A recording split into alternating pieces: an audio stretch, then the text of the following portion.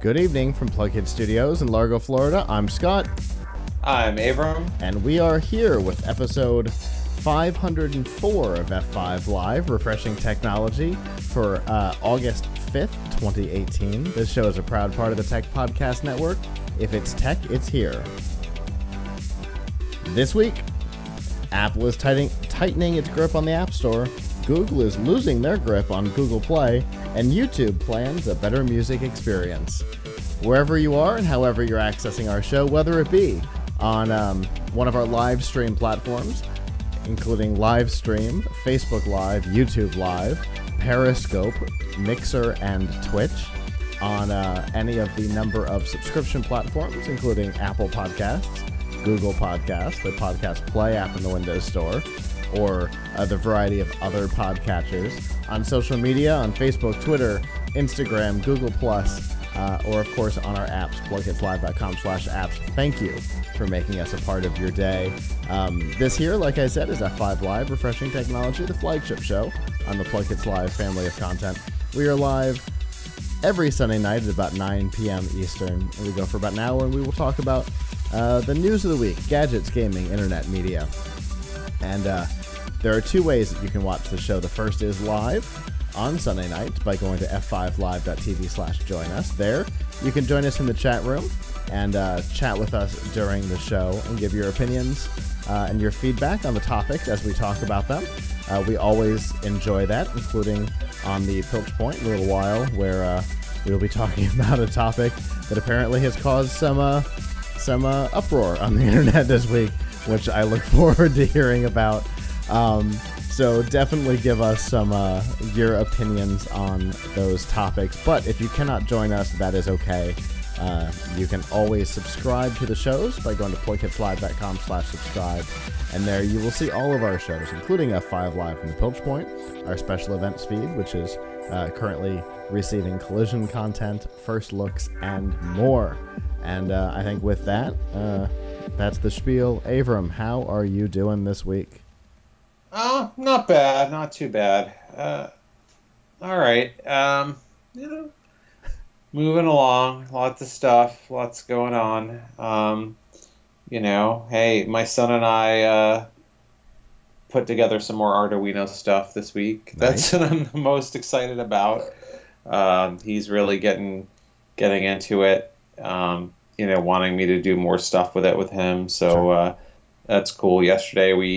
Yesterday he made like a Lego mount for an Arduino, and then I worked with me and I had did a light sensor thing and whatever. But so he likes that. He talks about our Arduino robots. So that was fun. Ever since we did that car. It's been cool, and he actually did his own hands-on video with the car too, which I put up publicly on Facebook, so people can see a video of my 6-year-old son doing his review of the Elegoo smart car, and at the end of it he says, "Elegoo out." I loved that video. And I tweeted, that was so much and fun. Elegoo saw it too, and they're like, "Oh, we love this." Oh.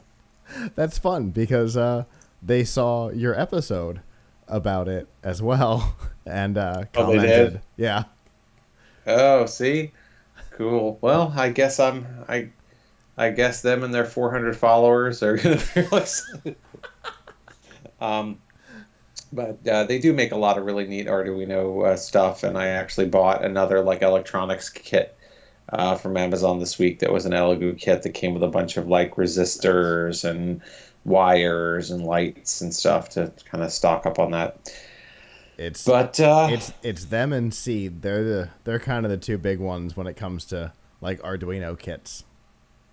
Yeah. I mean, we may get to a point where we graduate to Raspberry Pi kits. I don't know.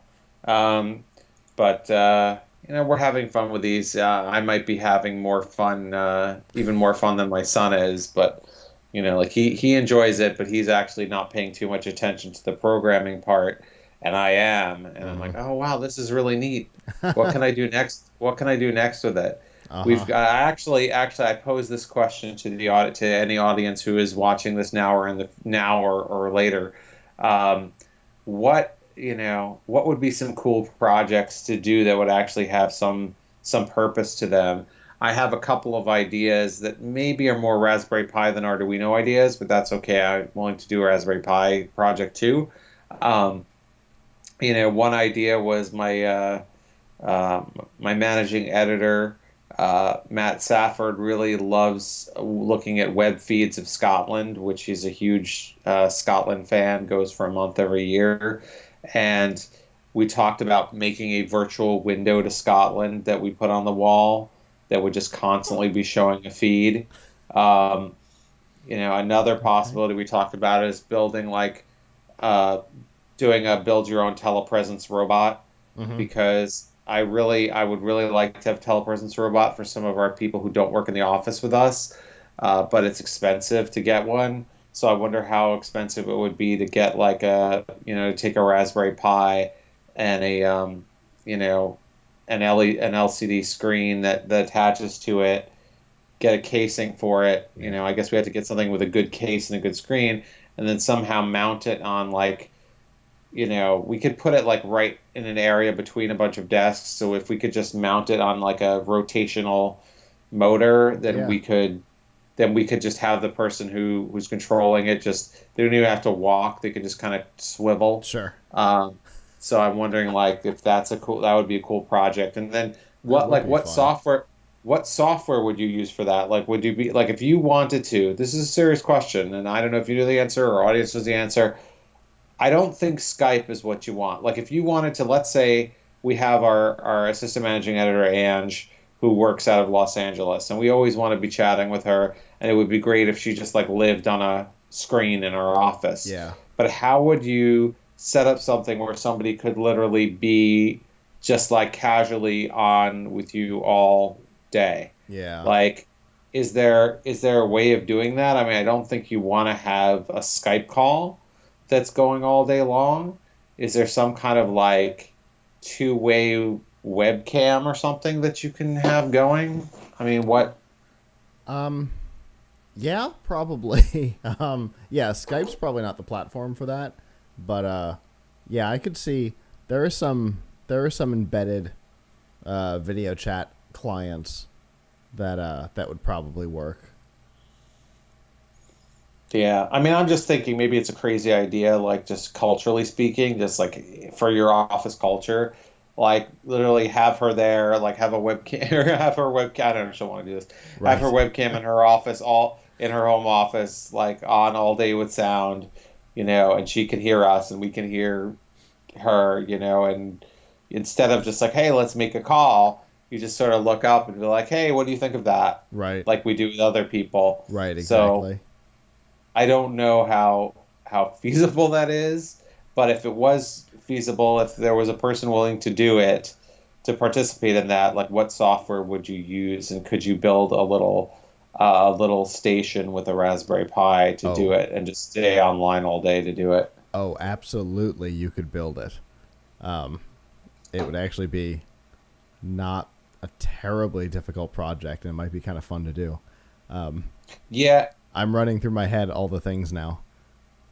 yeah. I mean, I know there's an official I'll let us get to the talking part, but I seriously, it's a good question for audience. I know there's an official 7-inch Raspberry Pi screen which you can sort of get a case for, Mm-hmm. but I wonder if there's a bigger one that you can get, because 7 inches is pretty small. Like, could you get a 10 or an 11 or something? I feel like Adafruit sells a whole bunch of screen sizes. Uh, cool. They're Yeah, I they're mean, more they're more Arduino based. Adafruit is, but I know they've got Raspberry Pi stuff as well. yeah, I think yeah. I don't think you could do the video chat with Arduino. I don't think it's really made for. I mean, you correct me if I'm wrong, but I think I it's wouldn't not try. really made to be on. It's not really made to be online or do something like video. Yeah, I I mean, I think Arduino only has like what 16 kilobytes of memory or yeah, something. something So like that. Yeah, excuse me. So I would definitely do Raspberry Pi, uh, for sure. That sounds like a fun project, though. It is gonna rattle around in my head for a little while. Well, if you come up with some thoughts, I seriously would love to do it. I would love to do it, and I would love to write it up as a story. Yeah, for I sure. mean, I really love these doing these kind of projects, and now that my son is showing some interest in it, like he's in wax and weens with this, but it gives me some more runway to actually do stuff because I'll be like, Sure. hey, why don't we build this? And he'd be like, cool, you know. Before I'd be sort of like, oh, I want to build this, and you're like, no, play with me. And then by the time I get to building it, it's nighttime Right, right. after he's gone to sleep, and if I have time, I better be doing some work. So like having him participate is actually good, the best thing for me. Yeah, that makes sense. Uh, yeah. Well, I will definitely think on that, and if any of our viewers have any ideas, uh, definitely get at Avram with your suggestions. Yep.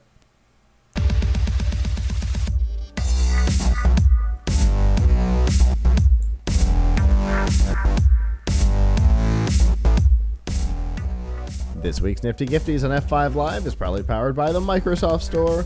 Whether you're looking for the new Surface Go, a Surface Book, an Xbox One, either S or X, or a variety of other products, including VR and augmented reality, Windows mixed reality headsets, phones and tablets and laptops, and oh my. The Microsoft Store has it all, and since it is back to school time, there are a variety of sales going on. And to find out about all those deals, you can go to f5live.tv/Microsoft. And don't forget that students get a discount.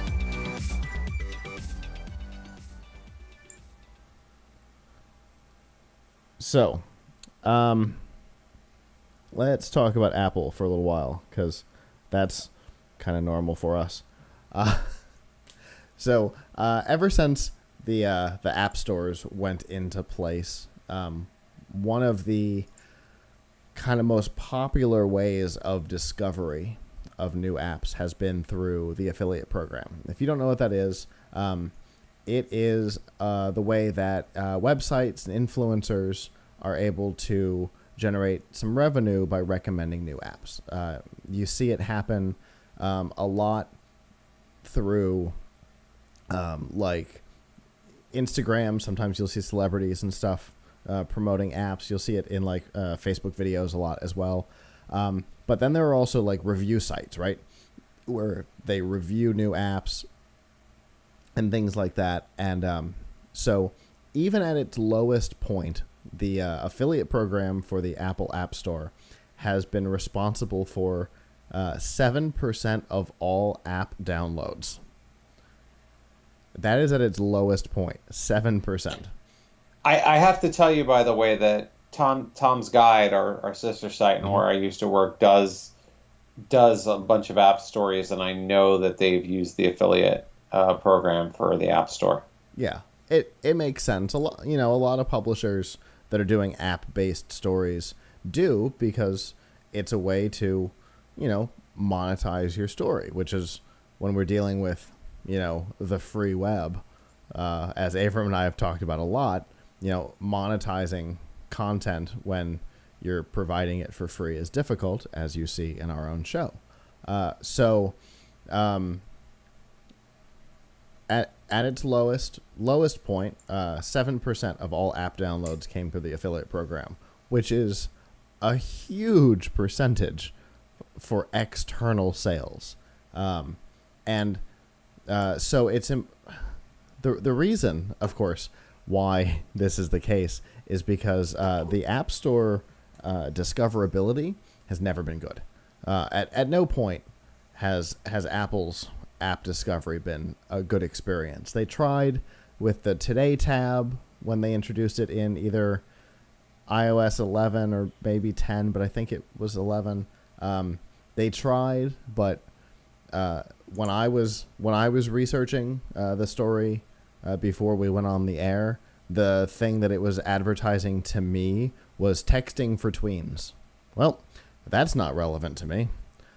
So all of the things I discovered, I don't care about, which is obviously not useful. And so, these sites where you can go and filter down and find things that are for you have been really great. Well, Apple announced this week that they are shutting down the app and in-app purchase affiliate program, which is disappointing for a number of reasons. First, of course, is the publishers, right? All of a sudden, these publishers who may have tried to build their business on this have little or no revenue model, which is not good.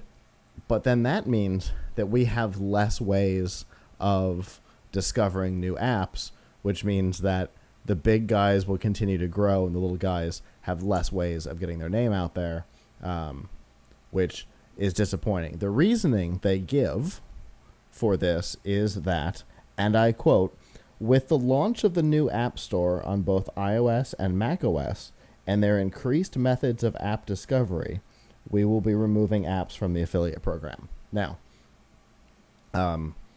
I have a device running the current iOS beta, and I have not seen an App Store change. I have seen no reference to an App Store change. So I don't know what may be coming. Hopefully it's not something as kind of half-hearted as the Today tab. What do you think, Avram? I think it really sucks when a company that's basically made their bones on affiliate revenue basically leaves those publishers hanging out to dry. Now, to be fair, I don't think they ever paid those affiliates very well in the first place.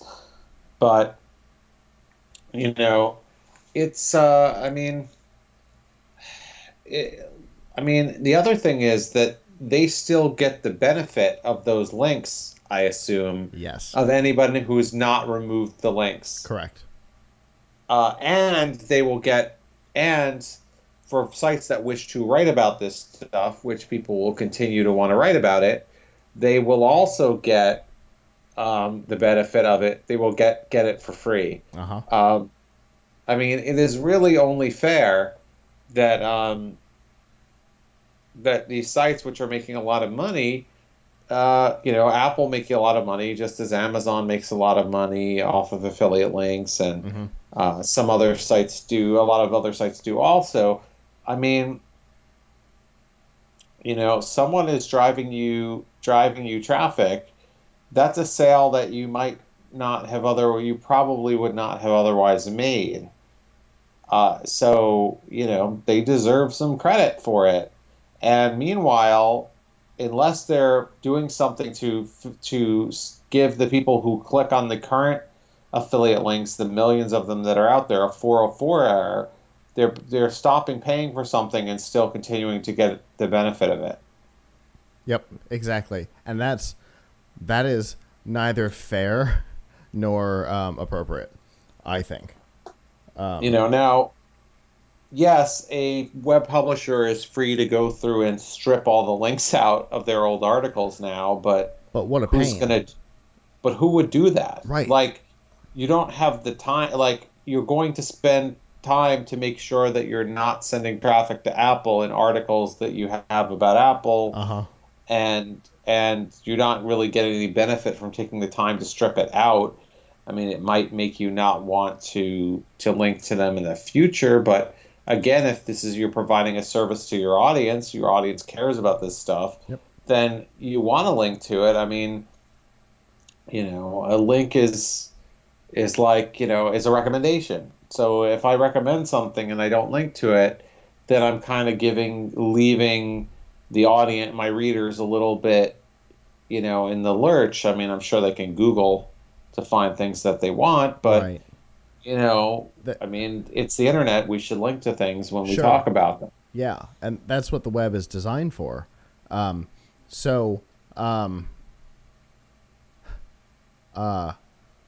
What?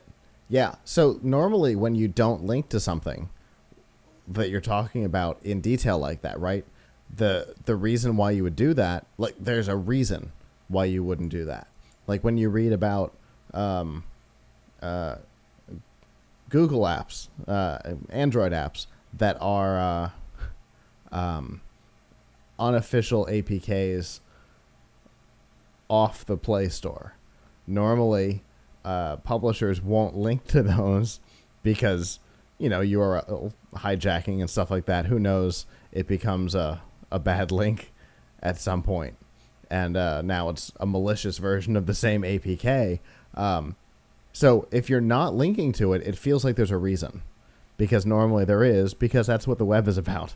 And so now all of a sudden it starts to feel like maybe you don't have the same confidence in the topic or in the product that you're discussing, and now it starts to feel weird, and that's not good for anybody either. It's definitely unfortunate. If they stick with this, it'll go away on October 1st. It will not remove any of the other products, books and music and videos and all the other things that are part of the affiliate program. It'll go away October 1st. And my guess is that we will see whatever Apple's replacement, whatever they believe is the increased discoverability, then. But there's obviously no telling. That time frame is about when we should be hearing about the new iPhone. So maybe it'll be in conjunction with that. Who knows? But it's definitely unfortunate for the publishers. Yep. I mean, I feel bad. I feel bad for the publishers. I really do. I hope this isn't part of a trend where you see other online places sort of pull out of their affiliate programs, because I mean, obviously, if you have a brand, you might think that your brand. I mean, truth be told, if you want to download apps on iPhone or iPad, that's the only place you can go. Right. But nobody says that you have to. But it's a mistake to think that people are just going to go download all kinds of apps without reading about them. So, right. Yeah. Hopefully, this is not a new trend. Yeah.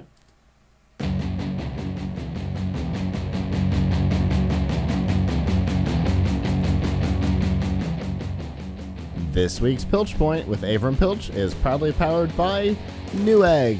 Whether you're looking for a new hard drive, a processor, a case, a cooling fan, Newegg is the place to go. They run daily deals on must-have components, and they have, I would say, the best selection of parts at great prices available anywhere online.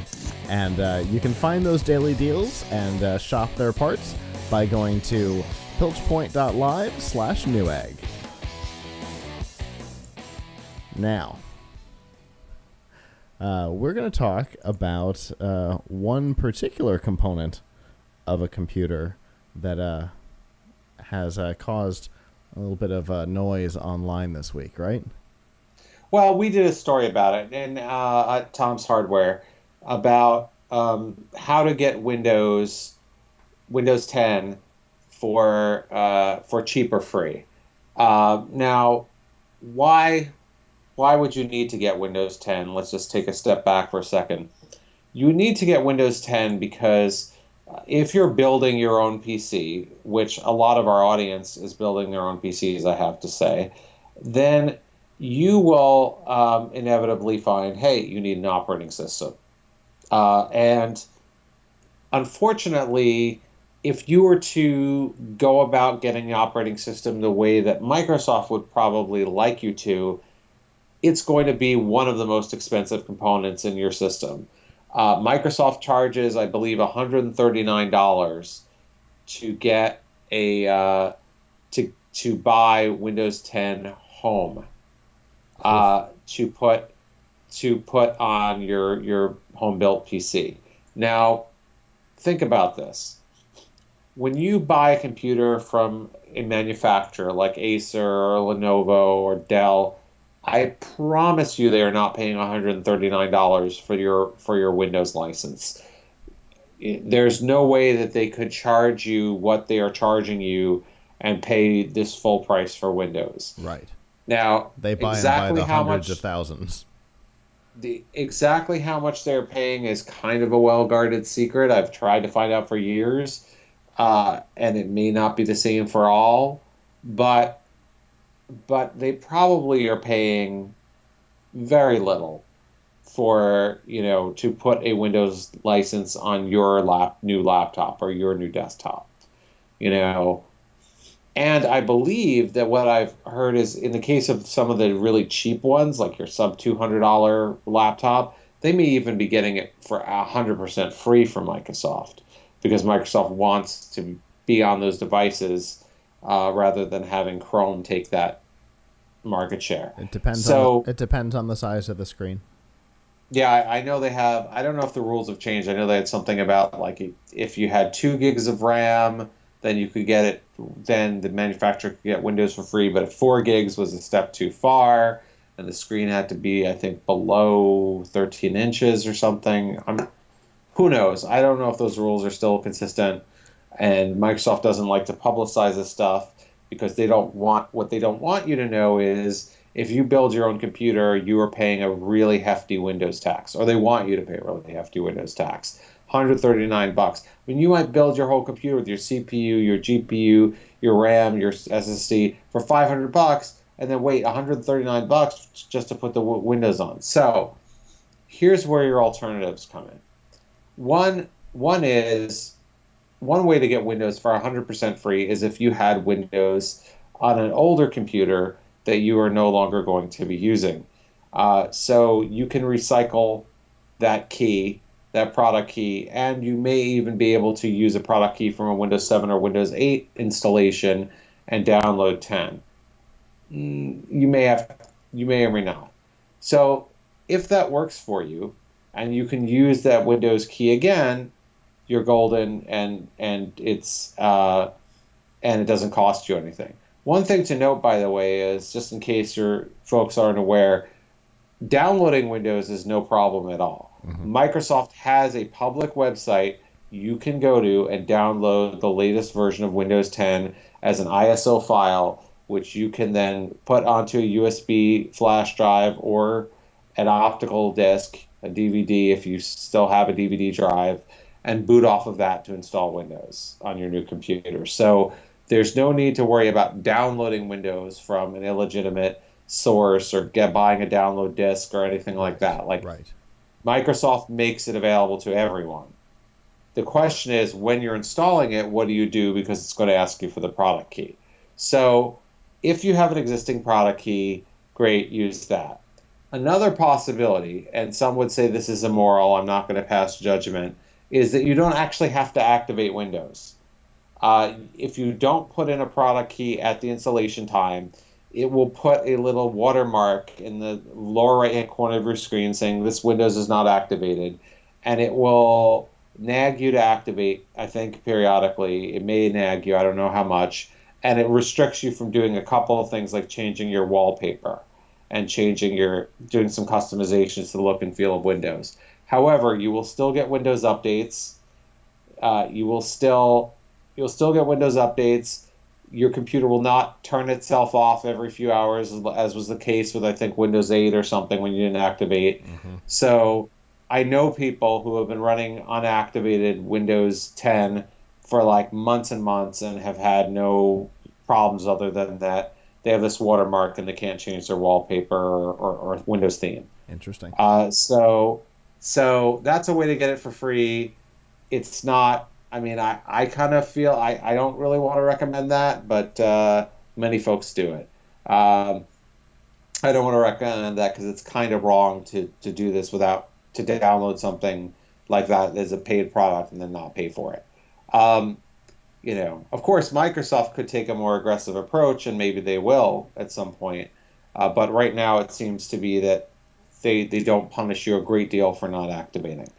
The third way to get Windows is to buy a key from a discount reseller.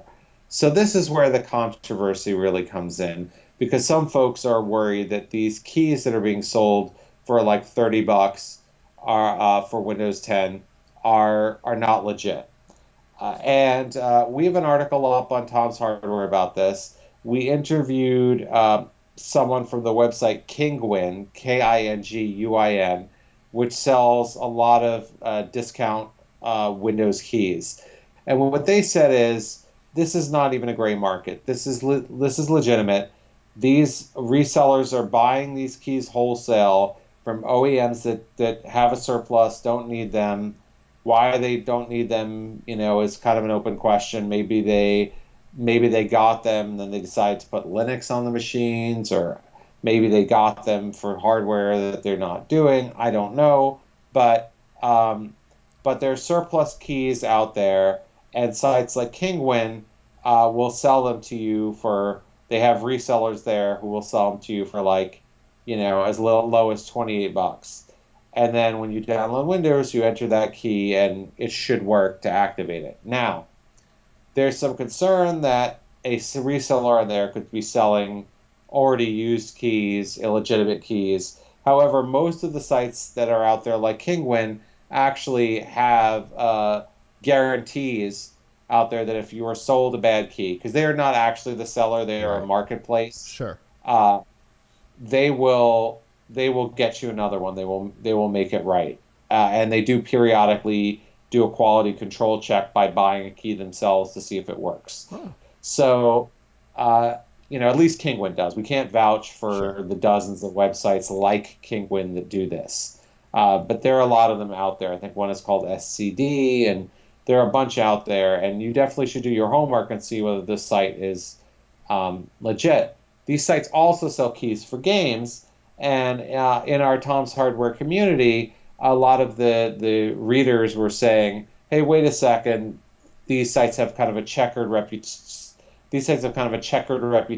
for selling game keys that may not be legit, or having sellers that sell game keys that are not legit, because Kinguin does not actually sell anything. It's more like they're like eBay or like Amazon is with Amazon's third-party sellers. So."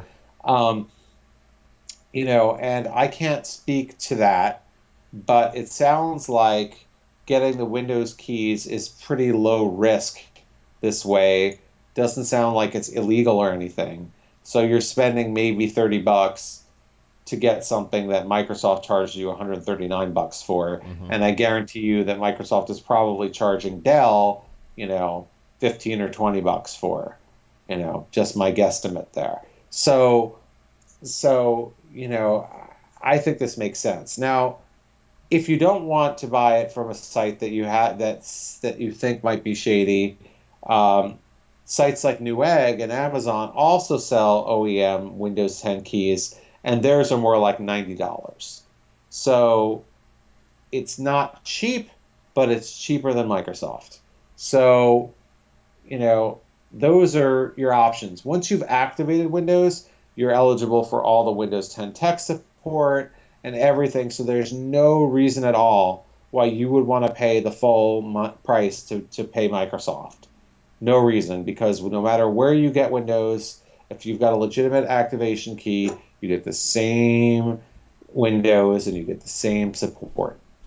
So, my 2 cents on this is, if I had to buy a Windows, I would go and buy it from one of these low-cost sites like Kinguin, because $90 is a lot of money to spend on an operating system. I understand Windows is important. Windows is worth it, but let's put this in some perspective. Microsoft is the only company, only major operating system vendor that charges you for the operating system. So maybe that's why they're not penalizing people who download it, who don't activate. Maybe that's why Microsoft made it so easy and free for people to upgrade to Windows 10 from 8 and 7, because they know that the business model of charging people for an operating system is one that is kind of going away. Now, somebody's got to pay for this operating system to be maintained, so I guess that's where the money comes in. I mean, Mac OS is free, but on the other hand, you're sort of paying for its development when you buy a Mac, right? Because they're the only ones that have it. And Linux is free, but as we discussed in talking about Linux, it's not it's not nearly as polished as Windows, but Android is free. So it's I think that really you should do what you can to get Windows for an affordable price if you're building your own computer, because it's really unfair that that Microsoft expects you to pay well over $100 to get something that they will sell to other companies for a lot less. Yeah, the pricing on it is definitely, I think, antique at this point, because the price for a home install hasn't adjusted much either up or down in several versions of Windows now. And like you said, it's now, they've gone to the kind of the same model that Apple has, where it's more of a operating system as a service than anything. So yeah, it's definitely a lot of money up front when you know that it's not being charged to your laptop. And let's not forget, Microsoft makes money whether people pay for it or not, because they're collecting all this user data on you to show you advertising and things like that. So it's not Microsoft is making out on more than just the cost of the Windows license. And Microsoft's decision to basically penalize system builders is one of the dumbest things I've ever seen in this business, because I guess they're thinking that nobody actually will pay the $139, but why, if you're Microsoft, why would you want to discourage people from building their own hardware and using your operating system on it? Why would you want to discourage that? Don't you want people to be using your operating system?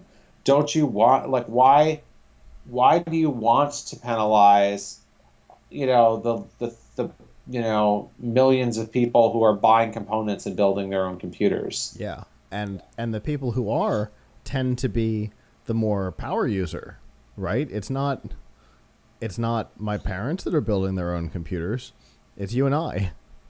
Yeah. Now, what I hear out there, and I don't have any scientific evidence to prove this, is that a lot of those folks are just not activating Windows, or they have an old key somewhere that they're using and they're not paying $139. But really, Microsoft should be charging. It doesn't cost them anything extra. It's not like it's hardware where they have to have they have to buy materials and manufacture it. Right. So it doesn't. And how many people are actually spending the $139? Is this such a profit center for them that they can't afford to charge people a fair price? Isn't that a number you'd like to know? How many people are doing it? I don't know. Anyway, that's my rant, and I'm sticking to it. But the bottom line is, check out our article on tomshardware.com, and if you need Windows for a build that you're doing, or for some reason you can't update, you have an older system and you can no longer update it from 7 or 8, you can get Windows 10 really, really cheaply. Well, as always, Avram, thank you. I love that. It's like you said, there's lots of ways to do it, and $139 shouldn't be your solution. So thanks for that.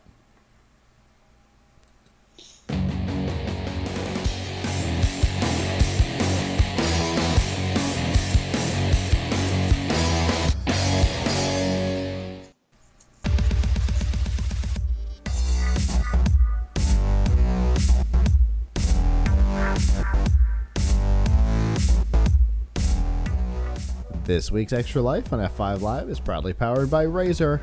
All the accessories you need to up your game, whether it be on PC or on console, you can get from Razer.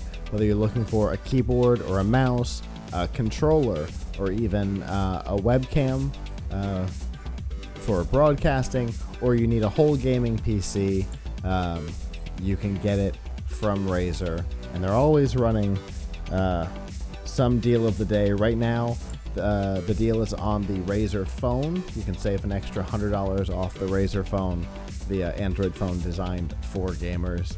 To find out all the deals and all the other products that are available, you can go to f5live.tv/Razer. Speaking of gaming on Android, let us talk about gaming on Android.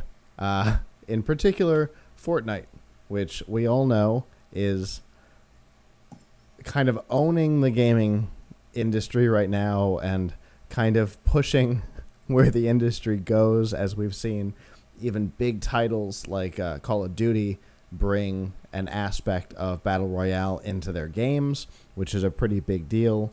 And Fortnite is definitely at the forefront of that movement. It is like Minecraft. It is available basically everywhere. All three consoles, iPhone, iPad. Obviously, if you're on PlayStation, you can't play with anybody else. But that's a different issue. The one place where it is not right now is on Android devices. And there's a couple of reasons for that. It was announced that this summer that it would be coming to Android. That time is almost here. And as it turns out, they're going to do something surprising. And they're not going to distribute it through Google Play, which is definitely unusual. Because while Android is an open, a free and open platform, like we talked about in the Pilch Point, it is also, it does have security features built in. You cannot sideload apps immediately most of the time, unless you're running Oreo, in which the process has changed. But if you're pre-Oreo, you can't just sideload an app. You've got to go into your settings, and you've got to enable unsecure content, and once you do that, all of a sudden now other things can try to install on your device. With Oreo, they've actually gone to more of a Windows style approach. When you try to install from the outside, it comes up with a dialogue that says, hey, you know, it's not always a great idea to install things from the outside world. Are you sure you want to do this? You basically say yes, and you can install it as a one-off thing, which is obviously better than let me install everything, because websites are going to start trying to do that without you knowing. But anyway, it's definitely weird for something as high profile as Fortnite to say we're skipping Google Play. Now, here's the reason. Their CEO basically said that they didn't want to participate in what they considered to be a monopoly on apps on the platform. Now, that may sound weird considering almost everywhere else that they are. All of the consoles and iOS are also monopolies on where you can install from. But they did say that if they had the option, they would allow side loading on iOS, Xbox, PlayStation, and Switch as well. Obviously, their install method on Windows and Mac is from their website, and the process will be identical for Android. I think that this is going to at least somewhat limit their scale and possibly open them up to some action when kids inevitably learn how to disable the security on their Android device and then fill it up with things that are stealing their data, and parents come after them. Actually, I'm really excited about this. I mean, I'm not a big Fortnite player, but I'm excited to be able to sideload Fortnite. Mm-hmm. I wish more companies would do something like this, because now I understand there's an economic incentive. I think that they would have to give some types of commissions on in-app purchases to Google. 30%. If they were in. Yeah, so there's money to be made here, although they may lose more people that would have played than they gained by the profit. So as a business decision, I'm not sure it's a good business decision From where I stand, though, I love this move for a couple of reasons. One, I've it's nearly impossible to sideload games on Android unless you have this situation Uh-huh. where the manufacturer is doing it. There are a whole bunch of websites that claim to have APKs you can download, but they make it so difficult.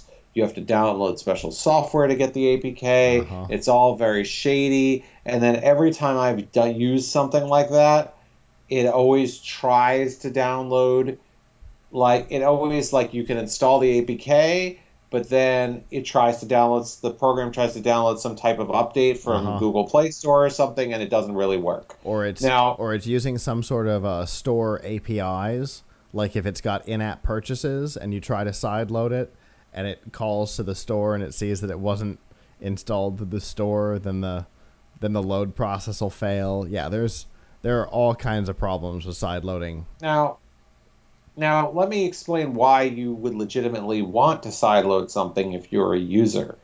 Um, if you have if you have a device that is on Google Play, like most Android devices are, then you would probably say, hey, it's much more convenient to have it in Google Play than to sideload it. It's not Sideloading is not something that's like advantageous to the user unless you can't get the app some other way.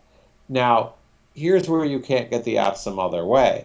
A lot of app manufacturers, first of all, app publishers, for reasons that are mind-blowingly dumb, I guess laziness, don't make their apps available in the Amazon store.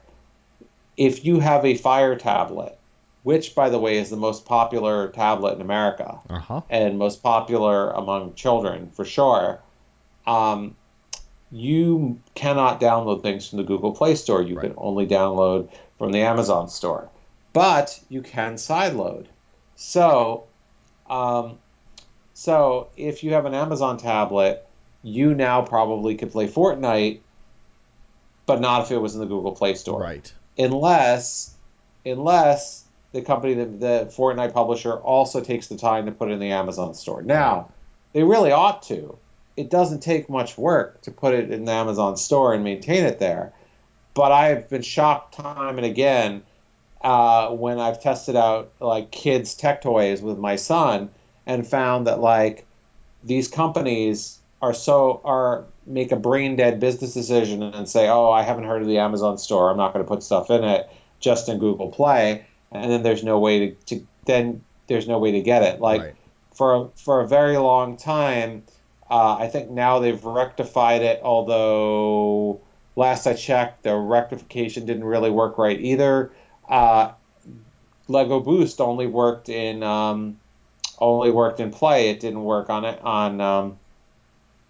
on Fire tablet. Then I think they actually made it available for Fire. But last I checked, you have to actually have GPS services on to run it, which if you have a kids account, you can't turn on. Right. So so uh, just a lot of companies are not thinking straight Yeah. when they thinking about the Fire ecosystem. And you could blame Amazon for not putting Play on there or whatever, but like those are the most popular tablets, they're most popular among children. Mm-hmm. And there's a lot of parents out there who are like, man, I bought this robot for my kid, and like, hey, wait a second, I can't use it on their Fire tablet. Yeah. So that's crappy. I'd like to see um, more companies like actively providing you with the APK, because when you go to sites that like have APKs for you, 99% of the time they don't actually work. You Right. like install it and then you open it, it tries to download some type of update and Uh-huh. it fails. Um, Or so it has in-app purchases, which also run through the Google Play Store, which Google also takes 30% cut on. yeah, And so it'll fail if it checks. Like if it just checks, have you downloaded any, or do you own any? As soon as you make that call, the app will close. yeah, it's so like now I mean I could rant all day about the companies that are being dumb by Uh-huh. not supporting Amazon, but here's another case, and this is what I personally am excited to do, because this will be a story for me. This will be a story that I hope people will read. Mm-hmm. Like as soon as I find out Fortnite is out, I'm going to install. I believe you can get a version of Android for Raspberry Pi. Uh-huh. I'm going to install Android on a Raspberry Pi, and I'm going to download Fortnite, and I'm going to see if if Fortnite runs on Raspberry Pi. And if it does, I'm going to have a pretty cool video. Yeah, for sure. So like, so, but I don't think you can get the Play Store on the version of Android that you would put on an open source device, like a device like Raspberry Pi. Because Almost if you certainly get, not. because if you install Android on your own, like I forget what they call it, the AOSP version of Android or something, the Yep. open source version of Android that is not loaded with Google apps like the Play Store, then you cannot use the Play Store. So like this is great because it's a victory for anybody who is installing Android on their own on a device Yeah. or has a device with a version of Android like the Fire devices that don't support the Play Store. Now, if I were the Fortnite people, I'd kind of try to do both, but obviously they're choosing not to. Like I would make an APK available on my website that worked, and then I would also do it through the Play Store because a lot of people aren't hip to how easy it is to sideload something. Uh-huh. It's really easy, folks. It's really easy. Yeah. And I understand people are worried that like if you turn off the security setting that kids are just going to go load it up with other stuff. But first of all, it's really hard to get APKs with these APK download sites. They don't work very well. And maybe there's some like other site out there that I'm missing that you could get them from. Right. But honestly, like kids could do that now. You For could sure. turn For you sure. could turn the setting off now. Yeah. It's very easy to turn the like setting on and off that allows you to sideload apps in Yeah. Android. So And once you download the thing, turn the setting back on. or back off, yeah. Yeah, or whatever. whichever way the it is. protection back on. Yeah, turn Right. the So protection back on. so I don't see it as a security problem at all. Yeah. Unless people are distributing it on weird places like torrents. Download it from the legitimate Fortnite website, and I'm sure you'll be fine. Yeah, absolutely. Obviously, you're going to see some like scammy type sites try and pop up because there are scammy installers for fake Fortnite on Google Play now. Yeah. Right now, You'll- yes, because they're appealing to a demand Uh-huh. for a product that doesn't exist. Once the Exactly. real product exists, they're going to have a harder time. For sure. But yes, there will always be people trying to scam you. And to these folks, I say, you ought to be smart enough in 2018 to know a legitimate website from a not legitimate one. Yeah. If the publisher Look at the domain. for Fortnite is there, why would you go download it from somebody else? Right. Absolutely. Look at the domain name at the top of the website. And I in the chat room right now, I see there's a lot of conversation about Fortnite, in particular from Elijah, who is a Fortniter. I know actually plays a lot. I got a screenshot of it earlier. It's a popular game among a lot of people, and I know installing it on that, only making it available to the 15% of the mobile market and not the 85% has annoyed a lot of people. So it'll be interesting to see how this goes. I have a better question for those in the chat room and for you, Scott. Okay. What do you think of people? This could have been a topic for this week, and I'm just bringing it up. What do you think of people who are paying professional video game tutors to teach their kids how to play Fortnite better? Okay. This is far from the first game that this has been the case for. There have been professional Counter-Strike tutors for decades. I don't personally understand it for most people. If you want to go, like, if your goal is to go into like professional gaming, okay, I can understand that. Just like any other professional activity, having a coach absolutely makes sense.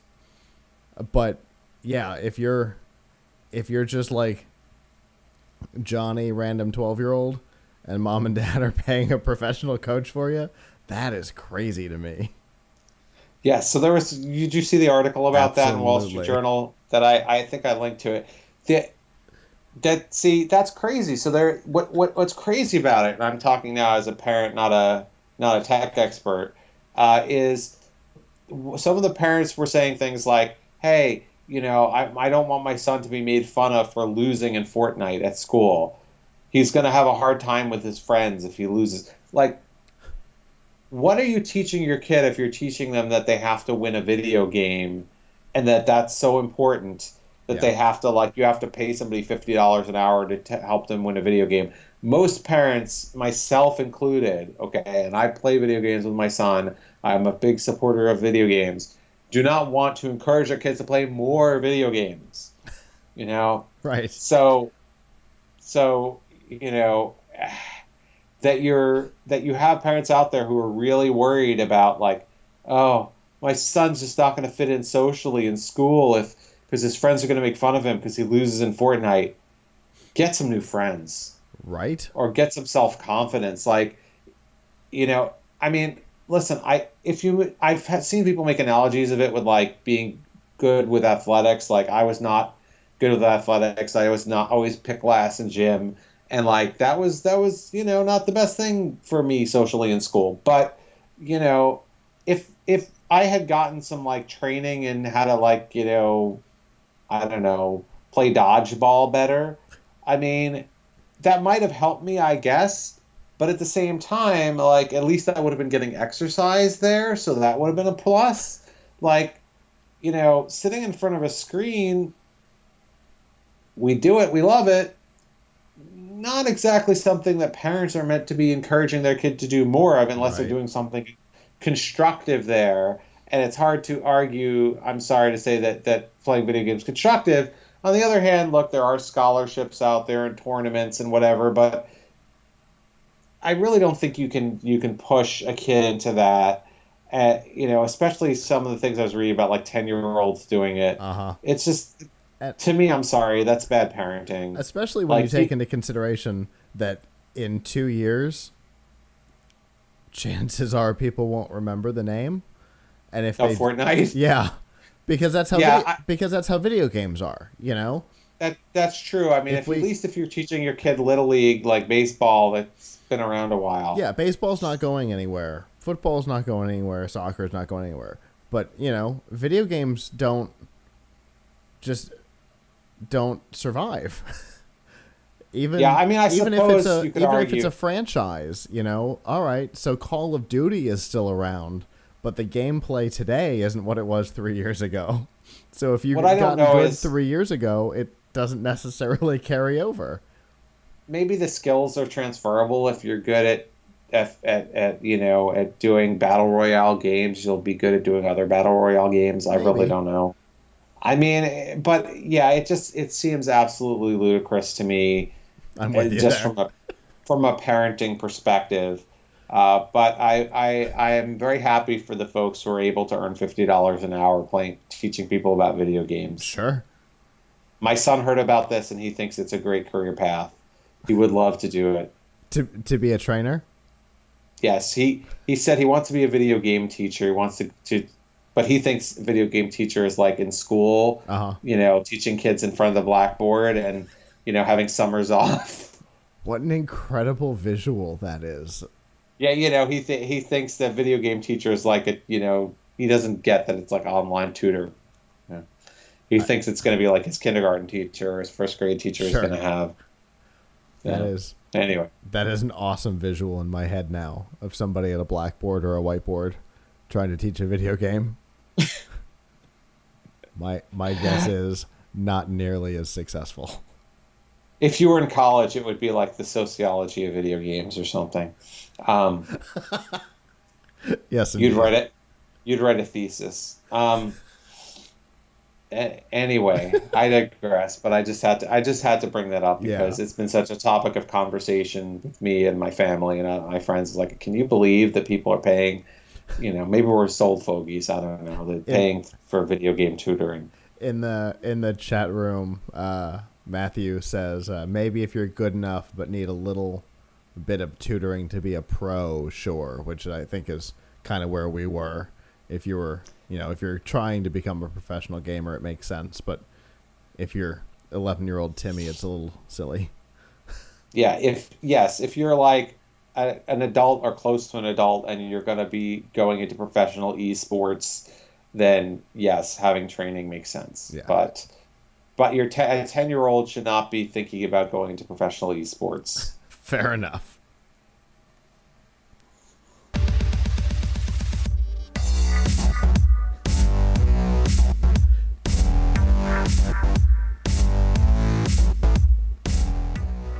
This week's news from the tubes and F5 Live is proudly powered by Riff Tracks. Make fun of movies, or let the professionals do it for you, because that's what they do. The guys who used to do Mystery Science Theater 3000 are back and doing what they do best, making fun of movies.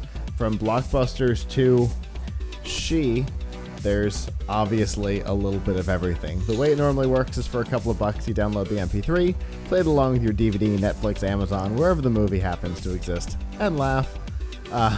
From time to time, they also do live events. The next one is coming up soon. It is Krull on August 23rd with an encore performance for the first time on the following Saturday. We've not had a Riff Tracks live on a Saturday, which I think is pretty great.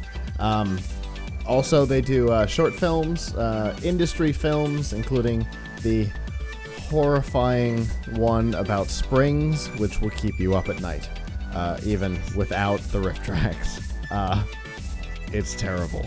Anyway, to find out what movies are available and to find out what theaters the live event will be in, you can go to f5live.tv/rifftracks.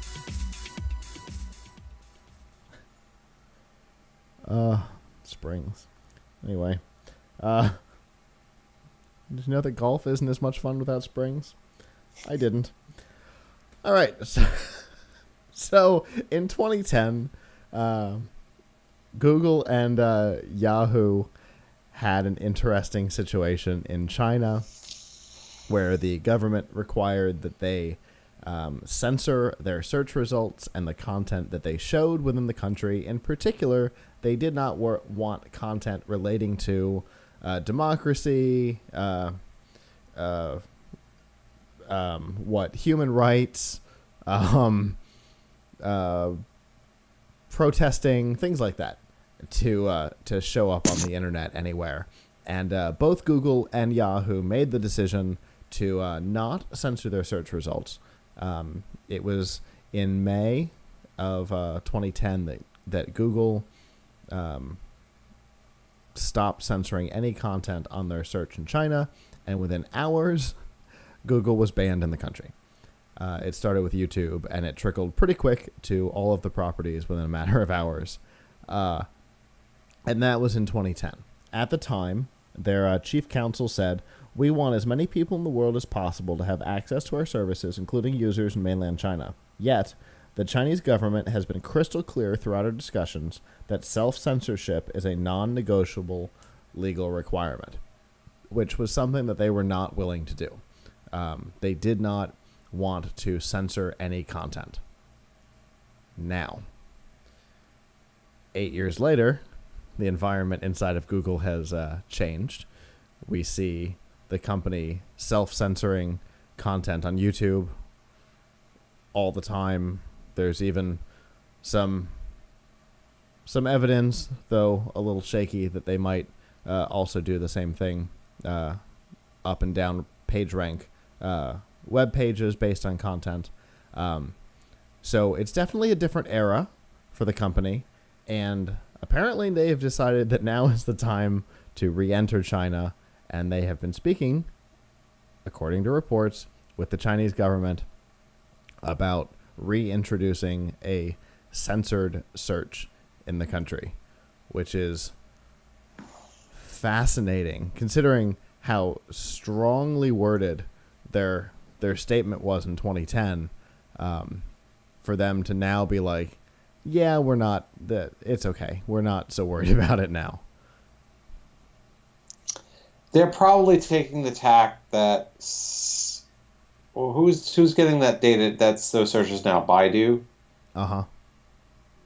They're probably taking the they're probably taking the tack that, oh, well, listen, somebody's going to provide censored search results for this country, which is the biggest market in the world. So if someone's going to do it, why not us? Um, I see both sides of this issue. I mean, the censorship, of those sorts of things is a requirement to do business Mm-hmm. to do business in mainland China, and everybody wants to do business in mainland China, and like as a business, is it your job to stand up to a foreign government or any government, or is it your job to provide services? Now, you could stand on principle.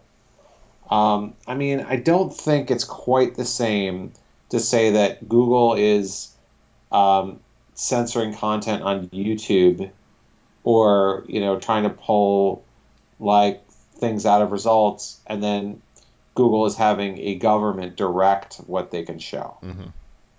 You know, I mean, and the rationale for things that they have pulled from places like YouTube is these things are offensive in some way, or they're a copyright violation in some way. It's not, hey, we support this political philosophy over that one. But China is a country, and a lot of other countries have this philosophy also, that they control, they set limits on freedom of speech. Mm-hmm. And if you want to play there, you've got to play by the Chinese government's rules, which is not too dissimilar from, I mean, if you want to play here, you got to play by our government's rules too. True. We just have a different set of rules. Right. So I think what looks really bad here is that Google said that they weren't going to go along with this, and if they had never said that, then it wouldn't look as bad for them Right. now, that like, hey, we totally changed our perspective. I mean, I wonder whether they're going to try to spin it in some way, like, hey, we reached some compromise with the Chinese government, that's not really much of a compromise. Right. Or whether they're just going to say, like, be really honest and say something like, look, we changed our minds. China, the government of China is very stable. It's going to be like this. It's good. We don't expect this policy in China about censorship to change anytime soon. The Communist Party's been in charge for a long time, and that's not going to change. Right, exactly. So we want to do business there. So we got to play by their rules. That's, I mean, every company wants to do business in China, and the reason is pretty obvious. You have a lot of people. You have a very stable. You have a country that's very stable politically. There's not a lot of instability there, and and you've got a rising middle class. So you've got all the conditions for big time consumerism, and so do people want to be part of that, and make that money? And I think the answer is almost 100% of all companies, yes, they want that business. Well, to get that business, they're going to have to deal with a small collection of senators who sent a letter to Google this week based on the report that was published that said, it is a coup for the Chinese government and the Communist Party to force Google, the biggest search engine in the world, to comply with their onerous censorship requirements, and sets a worrying precedent for other companies seeking to do business in China without compromising their core values. I don't know if it sets a precedent for other businesses. It sets a precedent for Google. I mean, if if they can force one of the largest companies in the world to do what they say, it certainly doesn't make a smaller company give a smaller company a whole lot of negotiating room. I don't know. I mean, is there negotiation with the Chinese government? I don't think that there is. I mean, like the I don't see. I mean, I guess Yeah, the Chinese government would like the economic activity that Google would generate, but there's an alternative. they've got There's Baidu. Baidu. They've got Baidu, which I think doesn't the Chinese government have some stake in Baidu too? It's a communist country. They own 100% stake in everything. I don't know. I don't know about that, but I believe they have some interest in it. So like, why, it's not necessarily to the government's advantage to have Google there. I mean, I guess it's not to their disadvantage. True. There's some pros to it, but it's not like they really need Google, right? Google. So I think all these Baidu produces search. Baidu produces a mobile operating system. Baidu does almost everything that Google does. It has mimicked it rather frighteningly over the years. I mean, there's a lot of ways, by the way, in which China can actually be independent of needing anything from American companies. One of the things that happened, a story that flew under the radar a couple of weeks ago, but we covered it on Tom's Hardware, is that AMD licensed x86 technology to some Chinese manufacturers, which means that Chinese manufacturers run by the Chinese government can now make Intel compatible Wintel chips, x86 chips, on their own. They don't need to buy them from AMD or Intel. Right. So it's that's another way in which like China can be independent of U.S. companies. Now Paul Alcorn, who's our CPU editor, actually said he thinks I don't really buy this, that because ultimately the U.S. government would have some authority to block. I don't know if they do have this authority, but he believes that like if like there was a really big international conflict between China and the United States, the United States could block AMD and Intel from selling chips to China, and that would be just like a disaster, and would a disaster, like a huge leverage over the Chinese government, that we can hold back this technology from your country, and that this now that they have a license to make their own x86 chips takes that leverage away. But I'm not sure that I buy this, because I don't foresee Intel and AMD. I mean, don't they have fabs there in China? So like, even if they're American companies, I don't know. This is a little complicated for me, but they would the Chinese would certainly be able to produce x86 chips without us if the government were to close off trade with the government of China. But so yeah, I mean,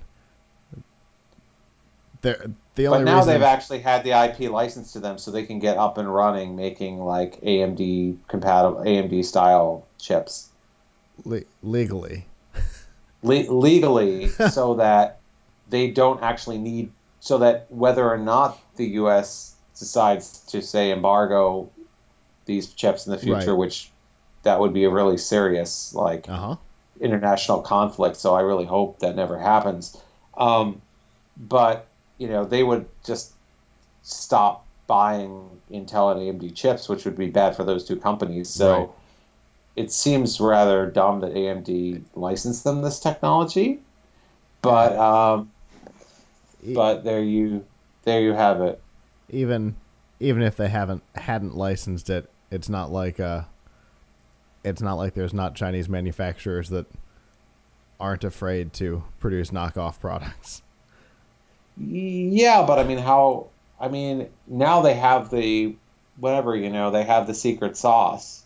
So, I mean, I don't know how So easy it is somebody to over there, clone a chip. somebody over there was manufacturing them anyway. Somebody must have had the secret sauce ahead of time.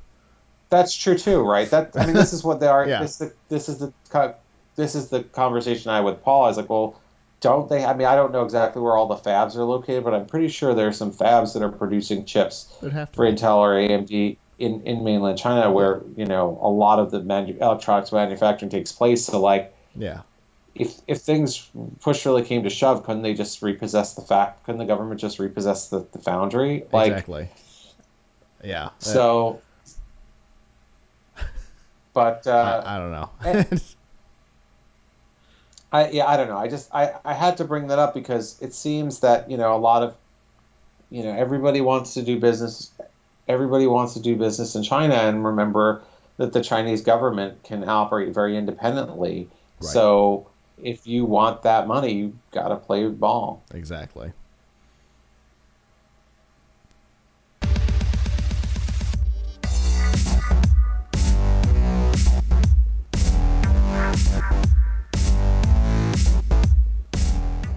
This week's DRM Not Included on F5 Live is proudly powered by Amazon Prime. You know your basic benefits. You know that you can get free shipping, sometimes same day shipping on lots of products on Amazon with Prime. But what you might not know is some of the other benefits you get, like Amazon Prime Video, where you can watch lots of movies and TV shows, including, interestingly enough, some of the Rift Tracks events that we mentioned before, including the Terrifying Spring video. You can also get Amazon Prime Music, where you have several million tracks available to stream for free, included in your plan. And, of course, Twitch Prime, which gives you the ability to, get one free subscription to a channel on Twitch, which, of course, you could always use to subscribe to ours. And you get free games, and the games switch out every month. And once they're yours, they're yours. So play them and enjoy them. I've been playing through a Prime game recently myself, Psychonauts, that came to us a couple months back, which is one of my all-time favorite games. So it's not just like indie games and stuff. There are some frontline games available as well. And there's a whole bunch of other features that are available with Amazon Prime, and you can find out a bunch of those features, and if you're not already subscribed, get a 30-day free trial by going to f5live.tv/prime.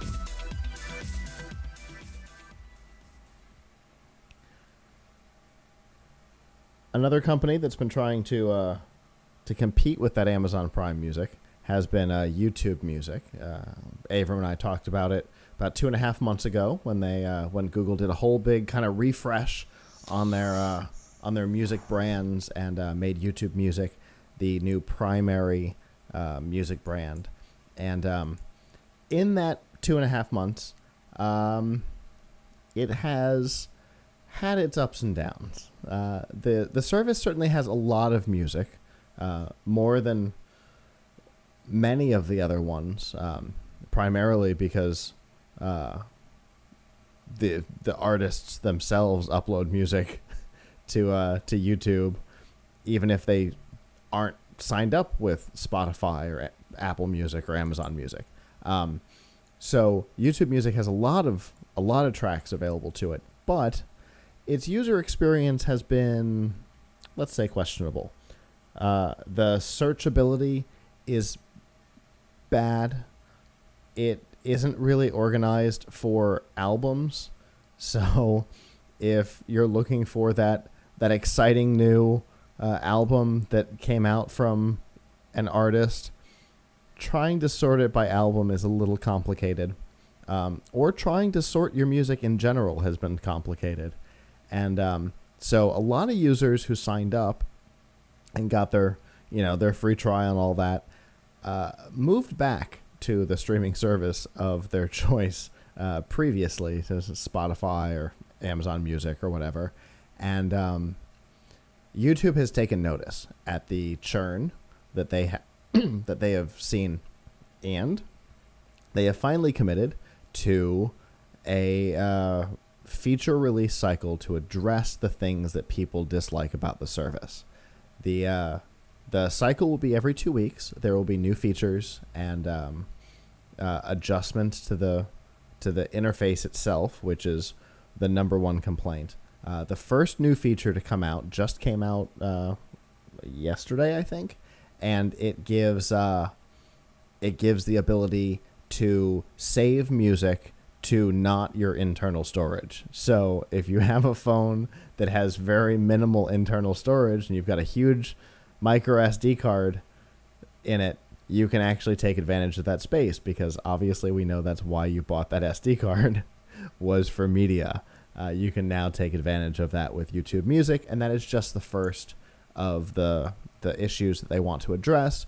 They talked about user experience issues. My guess is hopefully addressing the search and album capabilities first, because I tried it and it made it impossible to use for me because of the way I listen to music. So it was a no-go for me as an option. So it's good that they recognize that there are problems and they saw the churn in user engagement and are committing to put new features out every 2 weeks. So here's what I don't get, right? So why would you want YouTube Music? Spotify has all these features, and it has, I don't know the size of the library, but it's huge. Yes, it is. Huge library. It also will store things on your SD card. I know because I do it. So, like YouTube Music, do they even give you? What is their library like? Or are they just letting you get a better experience from all of the numerous copyright violations that are already on YouTube? It is definitely kind of geared toward the official uploads. The Vimeo, is that the name? And then the indie artists and stuff like that all upload content to YouTube, while not having to deal with the issues of like when you turn the screen off, it stops playing.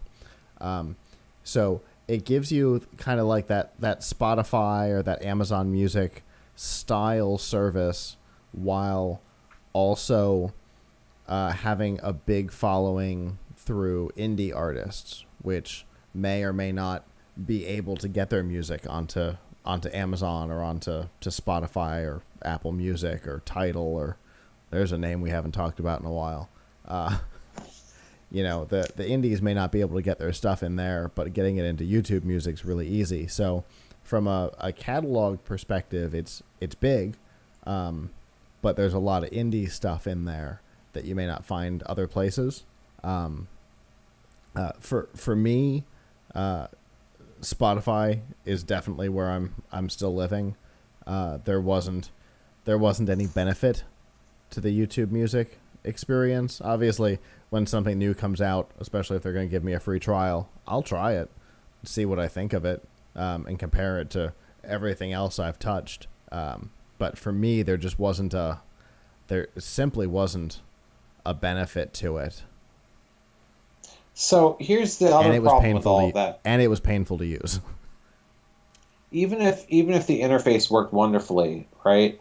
Like, one of the things that you get, and I guess it depends on like the type of music that you like and whatever, but if you want to listen to a whole bunch of like albums that came out before the age of Vimeo, I think it is, that does all of those video uploads. Vimeo is a YouTube competitor, I think. Oh no. Okay, it's not Vimeo. I think so Vimeo. I'm always Vimeo. I confuse them. Okay, before Vimeo, first of all, I don't think Vimeo uploads every Nope. every song on the album.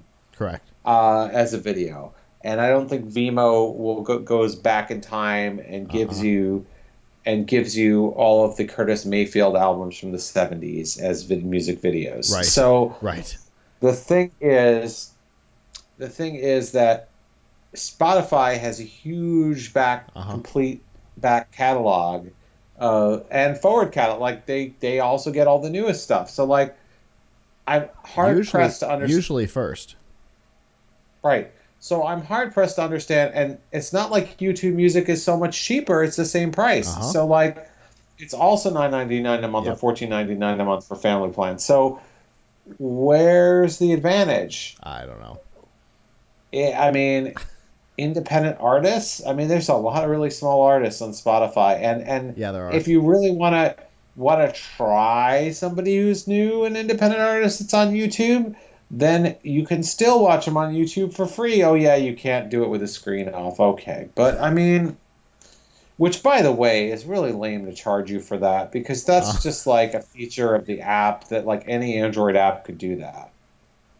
It's there's some API that I think you need to do with that you I think you need to do in Android to make your app able to continue playing audio when the phone is quote unquote asleep. but I But don't know if that it's I don't not know if that hard. applies if the file is a video though.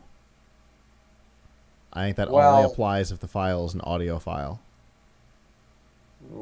yeah, I mean it's YouTube, so they can decide to treat it as an audio file Sure. or And whatever. I which mean, is what they're doing with YouTube Music is they're only I think they're only pulling down the audio tracks with the ability to turn on music videos similar to what Xbox Music did.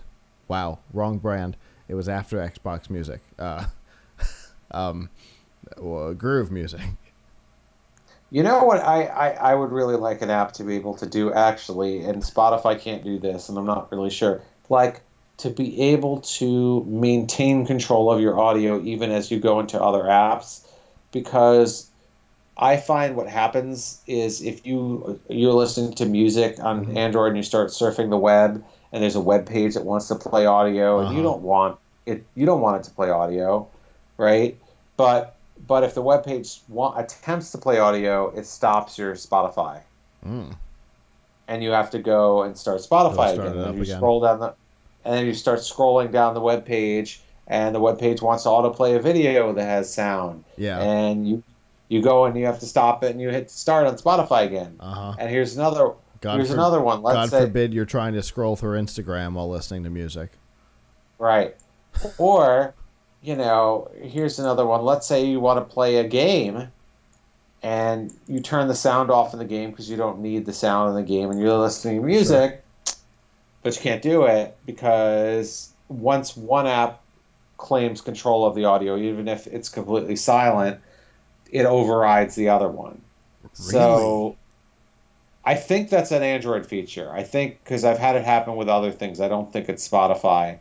I think it's a feature of Android that like Yikes. once the most recent app to claim audio rights assumes control. Unified media players.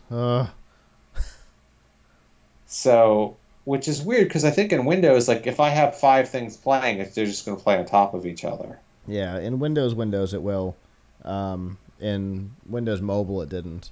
Um, I know I know with iOS if I've got music playing and I open up a game that I've turned the music off on, my music will continue to play. I also know that the Instagram client on Windows Phone 6 tag, when it tried to play music, it would check is somebody else doing or play audio. It would check somebody else is playing audio. Um, do you want us to just ignore the sound? Which was pretty great. It is disappointing that the developers have to be prepared for that, though. As you're saying, it would be maybe nice since it is a central control. It would be nice if the thing would say, "Hey, somebody else is trying to steal control. Do you want to ignore that?" or something. Right? Right. Yes. Yeah. That would be nice. I don't know. I mean, maybe. Google is working on a fix for that, or maybe there is a fix for it and just hasn't been implemented by the developers. But that's an annoyance I experience every day. Yeah, for sure. That would be annoying. But yeah, I'm with you. I don't think YouTube Music was necessarily needed, and definitely in its current state, at its price point, it's not valuable. When they dump the Google Play Music streaming service and it all comes under one brand, and you've got all of the music in your catalog is similar to, if not identical to, the other guys, maybe it starts to become a competitor, but in its current state, it is not. Unless you're just like, you want the whatever it's called now, whatever YouTube Red is today, I think it's YouTube Premium or something, where the YouTube Music comes with it, and so now you don't have to pay the extra for Spotify. Okay, maybe, but right now it is definitely not worth considering on its own. And that is our show. Thank you to those of you who joined us in the chat room. Elijah says, Pandora, hello, don't forget about Pandora. I'm sorry, most everybody has forgotten about Pandora at this point. But thank you to those of you who have been in the chat room this evening. If you're not joining us live, you can do that on Sunday nights by going to f5live.tv/join us at about 9 p.m. Eastern Time. And you can join us in the chat room as well and comment on the topics. And we might give you a little bit of ribbing about your comments as well. If you have joined us live, you can also subscribe to this and the other shows by going to PLUGHITZ.live.com/subscribe. There you will see F5 Live and the Filch Point, as well as a number of other series, including our special events and first looks. And yeah, I think that just about does it. And so, on behalf of the staff that's not here, I'm Scott. I'm Avram. And we will see you guys back next week. Ciao.